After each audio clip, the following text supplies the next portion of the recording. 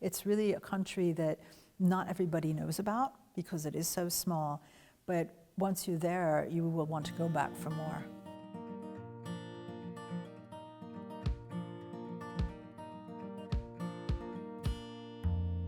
Goedemorgen, ik heet Kristine, or rather I should say, hello, my name is Kristine, and I'm a social linguist, which involves the interface between language and society. I became very interested in this as a subject because I grew up in a multilingual household, and Luxembourg is a country where multilingualism comes to life par excellence. So this is why I initially went there to do some research for my PhD many moons ago.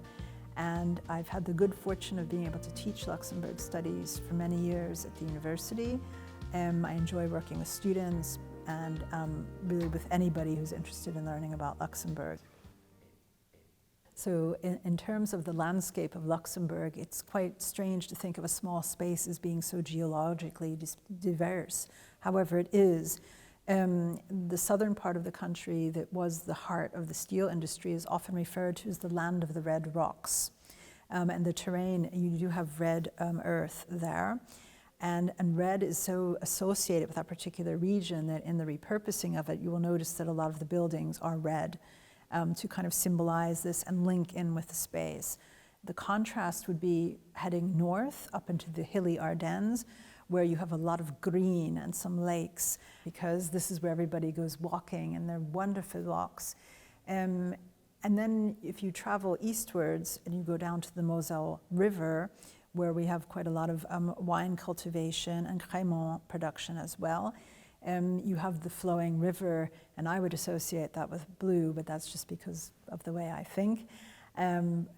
But you have blue skies, kind of the sun shining on, I would think of blue and gold actually, for the Moselle area. The combination of the vineyards and the blue sky and the river. From the vineyards, you have a wonderful view of kind of this contrast of the river with the hills of the vineyards, with all the grapes growing. The history of Luxembourg is often described as tumultuous, it's complex, of course, you could say this about many places, but as such a small place sandwiched in between large neighboring countries of France and what would later become Germany, and Belgium, which initially broke off from the Kingdom of the Netherlands in the 1830s. And what happened then with the Grand Duchy of Luxembourg was the great powers decided it was best for it to be an independent state. And this took shape over the course of the 19th century in various increments. And historians will actually dispute sometimes when the actual date is that you would mark as the foundation of it as an independent state. But we do commemorate the year of 1839. This is kind of following the Belgian Revolution, and shortly after that, Luxembourg, under King William II at that time, gets its own constitution, which was very important, obviously, to the citizens at that time. So if we could go back in a time capsule, which we can't, but we can work with historical records. And we know that the first constitution in Luxembourg was one that declared both German and French as languages of the state. This was modeled after, it's very closely modeled after the Belgian constitution, where French and Dutch had recognition in various respects, even though they weren't equal in that early context of Belgium. But in Luxembourg, the languages that were used mainly for writing were German and French. And Luxembourgish was spoken widely amongst the population, and from what we know from historical records, people may have felt differently in terms of how they referred to this, what we call nowadays as the language of Luxembourgish. We have historical records that will sometimes declare it as our dialect, and it was in a close relationship with Standard German. But as the 19th century progressed, there was a growing sense of nationhood. The national anthem was written, Ons Hemischt, our homeland, in Luxembourgish, and people feel a very strong emotional connection to the language.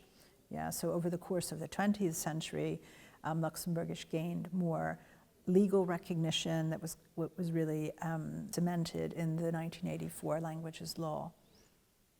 Despite the fact that Luxembourg is so small, it is so incredibly diverse, both linguistically and culturally, but also in many other ways that we can discuss.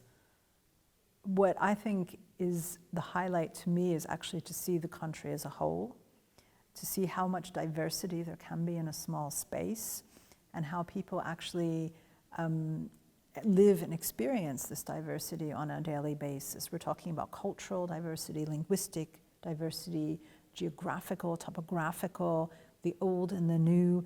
Everything comes together in this small space, and that's what I'm actually most excited to take people through by all of these, visiting all the specific sites, to see this juxtaposition, right, of old and new, of things that are local together with things maybe that are regional, that people communicate with each other about and share across boundaries as well as within the boundaries of the country.